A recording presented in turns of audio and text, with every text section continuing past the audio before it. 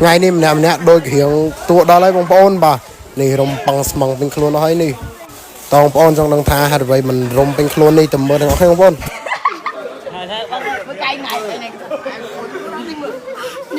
nhưng nhà rồng ao không phải nhà thế vậy kìa thầy không một em tiếp chuyện thầy đã chưa đấy thầy chân phải ăn lên trong hiền ơi đã cũng ăn này con mami đi coi hiền bông bông này của mình hay đây là trâu pan lên cái bông mà đi trừ bà thử món trong con gì làmសម្រាប់ព្រៃរបស់យើងនេះគឺយើងប្រើសម្រាប់កន្លែងណាដែលយើងចុករយពេលដែលយើងឈឺហើយតែបើដំបងឡើយដែលយើងដោយលោកគ្រូក៏បានប្រាប់មិញមុននឹងយើងចូលទៅហាត់គឺយើងសម្រួលសាច់ដុំអាហ្នឹងមកបែបផ្សេងតែសម្រាប់មកបែបនេះគឺពេលដែលយើងឈឺហើយឧទាហរណ៍ថាយើងខ្ជិបស្មាឬក៏យើងចុកកពូនដៃឬក៏លមូលកពើឈឺជង្គង់ពេជ្រខ្លះហើយមិនក៏ដែរហើយរបៀបប្រើយើងប្រើបែបនេះនេះខ្ញុំលើកឧទាហរណ៍មកចំណុចឲ្យមើលកន្លែងនេះយ៉ាងងាយទៅចាស់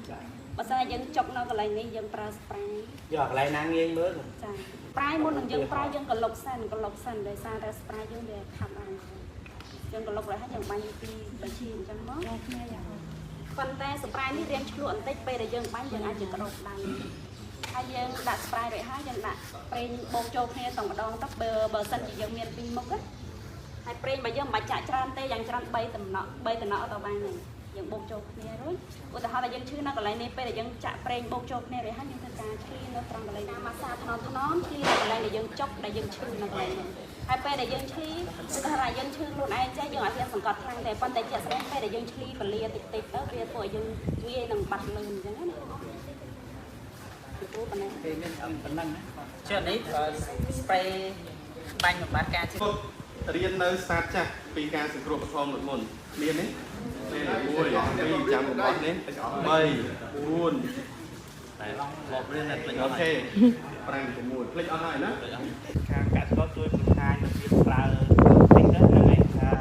ប្រើមិនរឹងមិនអញ្ចឹងណាខ្ញុំចាំមើលពូទាំងអស់ហ្នឹងមានហើយនេះពេលយើងប្រកួតពេលប្រកួតទឹកទី3ទឹកទី2ទី3ដែលយើងអស់តែវាវិលមុខអីអស់ស៊ូអស់អីអញ្ចឹងដាក់ហ្នឹងតិចមកអត់យើងដាក់ឲ្យវាហិតមកហើយនេះមាន